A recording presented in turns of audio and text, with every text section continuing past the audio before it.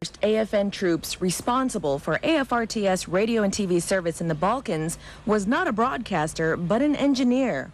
I was the first AFN member to go down to Croatia.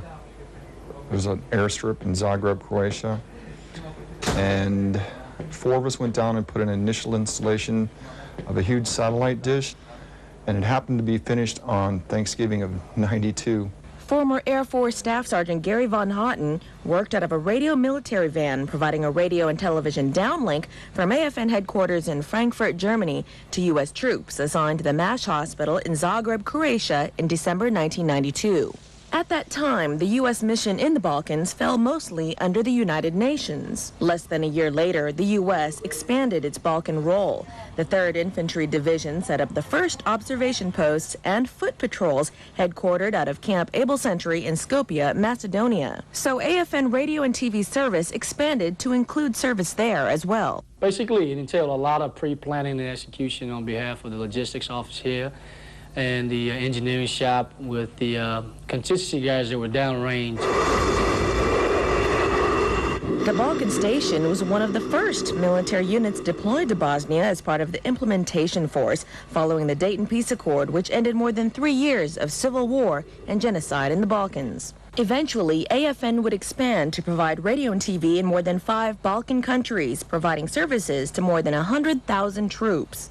6:55 and Rock in the Box. AFN Balkans, the Wallflowers, one headlight from 1997. Good morning, I'm Army Sergeant Hank Manitrez. Sergeant Hank Manitrez became the first broadcaster to sign on AFN Balkans, which became known as the most heavily armed radio station in the world.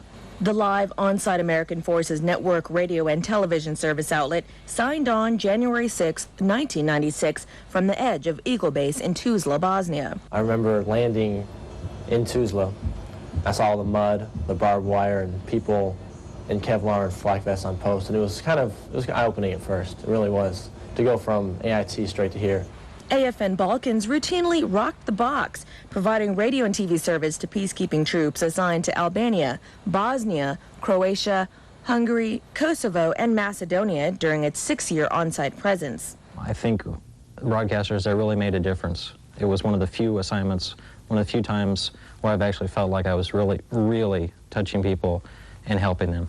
AFN visibility in the community included doing a top 10 with David Letterman, live radio remotes, and even radio giveaways at the Red Cross Trivia Night, all designed to encourage troops to tune in for the latest news, information, and entertainment. The radio station also tailored its music programming now and then to cater to the ever-changing demographics of its listeners. The audience in the Balkans is probably the most diverse you'll find anywhere, and it's kind of hard to talk about your audience because in a deployment like that, people keep coming in and out, so you don't really have the same audience maybe for a couple months, and then it's a completely new audience. The radio audience was probably the most receptive audience I've ever come across. You know, everybody just really banded together. They really enjoyed listening to radio every day. There were definitely people who called us not just from Eagle Base, but you know, from Kosovo, from Pristina every single day, and it just really let you know that you were there doing a good job. However, the spring of 2002 marked an end of an era for AFN Balkans when the last live radio show was aired on April 19th. Sergeant First Class Lee Donahue was one of the last station commanders in the Balkans. Their biggest concern was that they were going to lose all of their radio and TV, and they didn't, and they wouldn't. Basically, they wanted to make sure they could still tune into the radio and hear their favorite songs, that they could still get their TV news fix and be able to watch all their favorite sporting events on TV. And we ensured that they would get the same service, even if it was provided from a different location.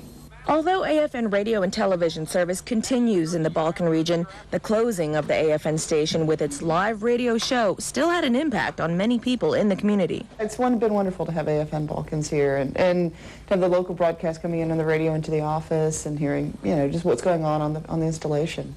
AFN Balkans also helped the American Red Cross get out life-saving messages to people in the region who were not easily accessible. What we did have happen that we used the radio for is we had an emergency on post with a civilian who had received a prescription that it turned out, once the civilian had left, that it was something he was allergic to. And so there was a desperate need to get a hold of the civilian and stop him from taking the medication, otherwise it would have been a fatal dose. And between AFN and us being able to call out by convergence, we were able to locate him in time. The Morale, Recreation, and Welfare Office also had close ties with the AFN Balkans station. Broadcasters advertised and covered many of the events hosted by both the MWR and USO. You go back to history and you see wherever the soldiers go, where the airmen, the Marines go, you always have, you know, AFN, they're always there with them. It goes hand in hand. It's part of the morale, the welfare of the soldiers as well. AFN Balkans also made a lasting impression on many of the broadcasters that served in Bosnia.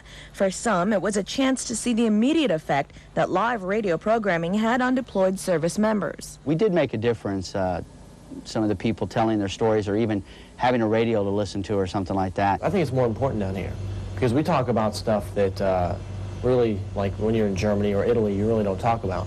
Danger, UXO. Do you have to read past the word danger? It's a minefield, buddy. Common sense. Why do you think it's roped off? Really, I wouldn't trade the memories for anything. It was the best time, really, that I've had in the military. Also getting to meet a lot of people from all over the world that felt really good about what they were doing while they were there and kind of being a part of that and helping them tell their stories. There's a lot of camaraderie down there, and it's an important mission, and you come out of that deployment with an incredible sense of self-worth and accomplishment. You get a lot out of going down there to broadcast to all those people.